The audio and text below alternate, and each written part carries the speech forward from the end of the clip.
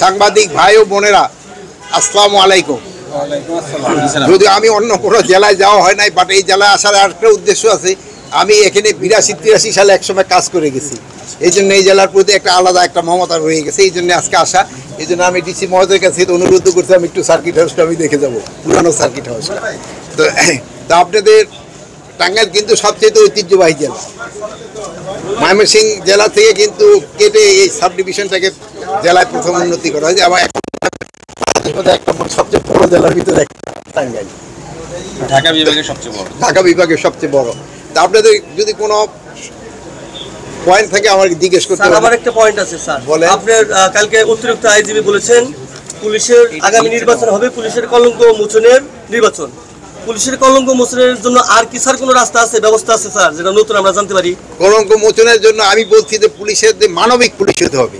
যেমন আগে কোনো কিছু ঘটনা ঘটলেই যেন তারা না হয়, আপনাদের সাথে ব্যবহার যেমন বলে না জনবান্ধব পুলিশ, এটা যেন জনবান্ধব হলে কিন্তু তাদের কলঙ্ক মুছে যাবে, জনগণের যদি বান্ধব হতে।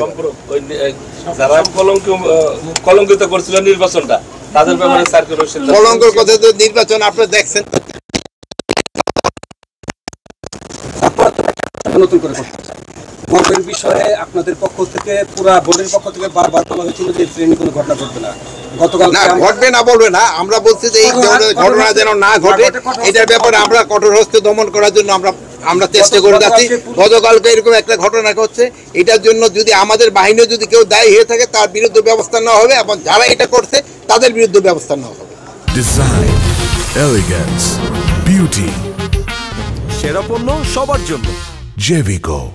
আর পুলিশের যে সম্মান পুরুষদের জন্য নিরপেক্ষ পুলিশ হিসেবে বাংলাদেশের জনগণের পুলিশ হিসাবে গড়ে তোলার জন্য কোন পদক্ষেপ আপনি নিয়েছেন কিনা? আমরা পদক্ষেপ নিয়েছি দেখেছি, কিন্তু পুলিশ কিন্তু কিছুটা জনবান্ধব হয়ে উঠছে, আগের মতো কিন্তু পুলিশ ওরকম ব্যবহার করে না। স্যার সর্বশেষ প্রশ্ন, আপনি কি এখন বর্তমানে পুলিশের যে কার্যক্রম আপনি সন্তুষ্ট কিনা?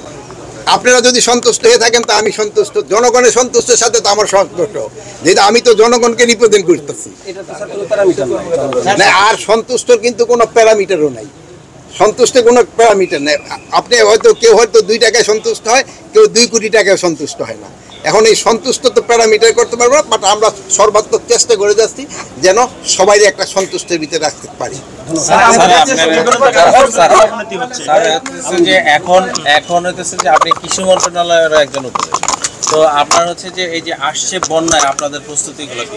আসতে বন্যায় না, দোয়া করবেন যেন বন্যাটা না আসে। আপনারা দোয়া করবেন যে আসতে বন্যা করেন কেন, বন্যা কি আসতে নাকি, বন্যা যেন না আসে এই জন্য দোয়া করবেন। যদি আসে ওইদের জন্য আমাদের সব ধরনের প্রস্তুতি আছে।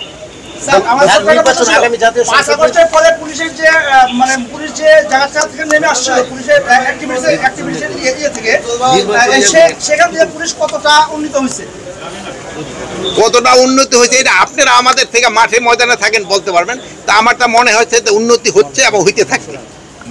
আগামী জাতীয় সংসদ নির্বাচনের সার্বিক পরিস্থিতি আগামী নির্বাচনের জন্য আইন শৃঙ্খলা বাহিনী, শুধু পুলিশ নয়, সব আইন শৃঙ্খলা বাহিনী প্রস্তুত। যেই সময় ডেট দিবে ওই সময়ের জন্য, যেহেতু একটা সময় আছে আর অনেক দিন, আমাদের প্রস্তুতিরও একটা সময় আছে।